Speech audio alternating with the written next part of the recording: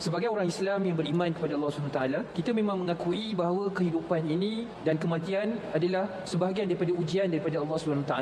Allazi khalaqal mauta wal hayata liyabluwakum ayyukum ahsanu amala. Allah SWT jadikan kehidupan dan kematian ini tidak lain dan tidak bukan ialah untuk menguji kita siapa di kalangan kita yang paling baik amalan mereka. Jadi sudah tentu sebagai orang Islam yang beriman, yang mengetahui tentang kehidupan ini dijadikan sebagai ujian, insiden-insiden yang disebut oleh Ustaz Hariri tadi itu yang berlaku di negara kita sudah tentu menjadi satu kemestian untuk kita mengambil yang iktibar dan mendalami serta memahami bahawa kejadian-kejadian tersebut berlaku disebabkan hilangnya semangat kenal mengenali di antara satu sama lain. Interaksi seperti mana yang disebut oleh Prof. Datuk Dr. Taufik sebentar tadi di kalangan berlainan bangsa dan agama menjadi punca berlakunya kejadian-kejadian peristiwa-peristiwa hitam tersebut. Maka dalam konteks itulah Ustaz Hariri, sebagai orang Islam yang beriman, kita perlu mengambil yang iktibar dan kita perlu memastikan kesatuan dan perpaduan di kalangan umat Islam, perpaduan di kalangan orang Islam dan bukan Islam ini harus kita teruskan, kita pastikan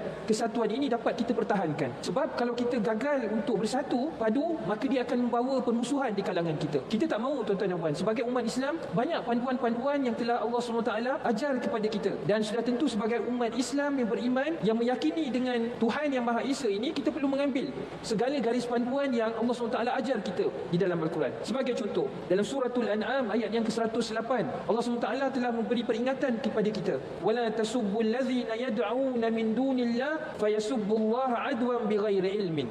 Maksudnya, dan janganlah kamu cerca benda-benda yang mereka sembah yang lain dari Allah, kerana mereka kelak akan mencerca Allah secara melampaui batas dengan ketiadaan pengetahuan. Jadi maknanya tuan-tuan hadirin dan hadirat yang dikasihi sekalian, di dalam ayat Al-Quran ini Allah SWT telah mengajar kepada kita bagaimana kita perlu ada sifat menghormati agama dan bangsa yang lain. Walaupun kita yakin dan percaya dengan agama kita, tetapi dalam masa yang sama Allah telah melarang kita sebagai umat Islam yang beriman kepada Allah SWT daripada kita mencerca apa yang disembah oleh penganut-penganut dan bangsa yang lain. Dan tuan-tuan dan puan, yang ini kita perlu ingat sebagai umat Islam, dan Nabi SAW kita tahu diutuskan sebagai rahmat kepada sekalian alam. Dan maka dalam konteks itulah saya harap dan kita harap dalam kita membina dan mencari negara yang kita cita-citakan, iaitu negara yang aman, damai, sejahtera, maka kita kena pastikan keharmonian dan kesatuan serta perpaduan kita di kalangan orang-orang yang beragama Islam dan di kalangan orang-orang yang bukan beragama Islam, kita kena pertahankan. Dan sebagai umat Muhammad, orang-orang yang beragama Islam,